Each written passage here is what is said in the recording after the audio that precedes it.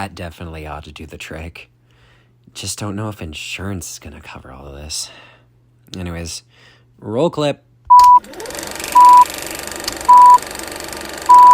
Hello, everybody. I'm the host of Anything But Silent Cinema, Cody, and today's episode, for our lovely episode today, we are going to be doing consumer tastes and how the emergence of cinema kind of played into the shifting of that, and how theater was put second due to all the exciting technology that cinema had to offer.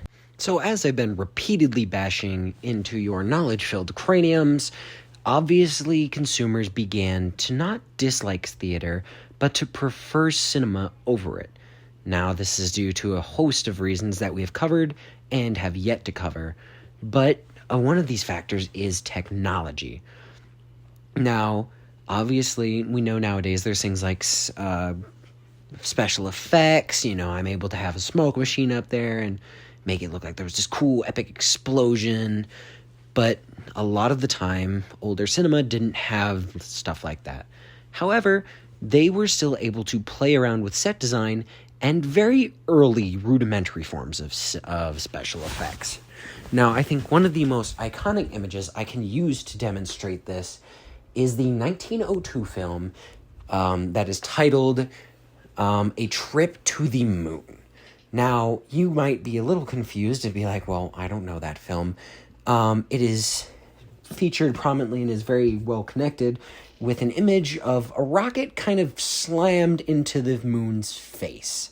Now, if you don't know what I'm talking about, then I don't know if I can really help you, but it's kind of this old image. It's kind of a little bit disturbing. It's like the moon's got a face and there's like a rocket in his left eye from our perspective.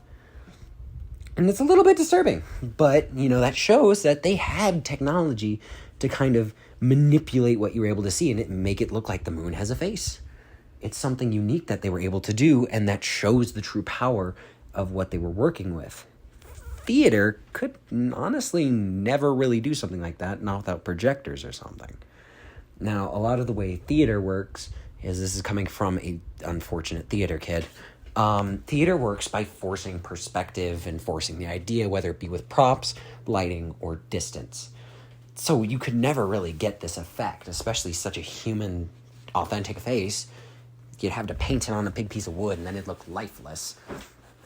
And, maybe move that around or project onto it, in which case it still doesn't really get the same look across.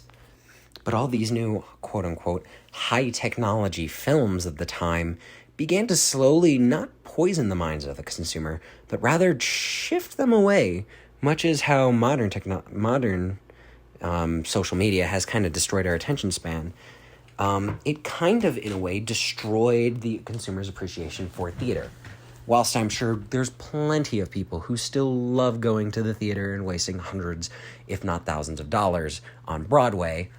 But, in the 1920s, when cinema began to emerge and become vastly more popular than theater, the kind of new technology that cinema was offering at the time was vastly superior to theater's lighting and props and tricks of the eye and the ear.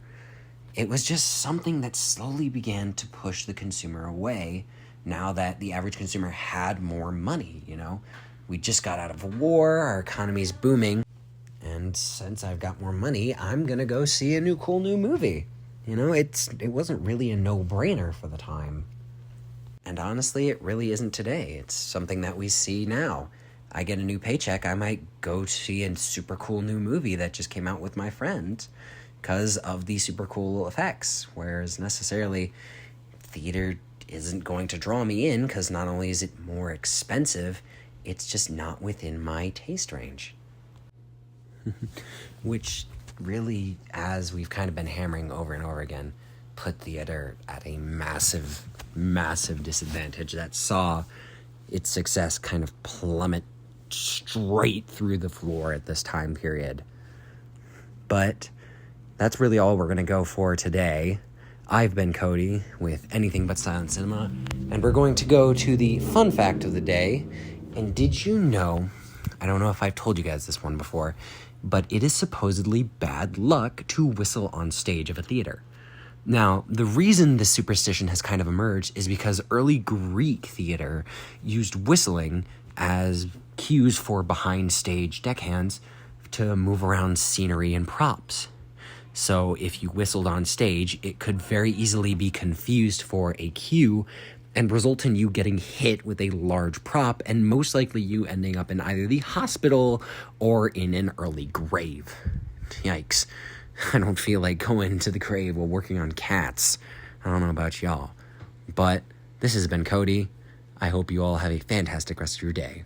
Bye.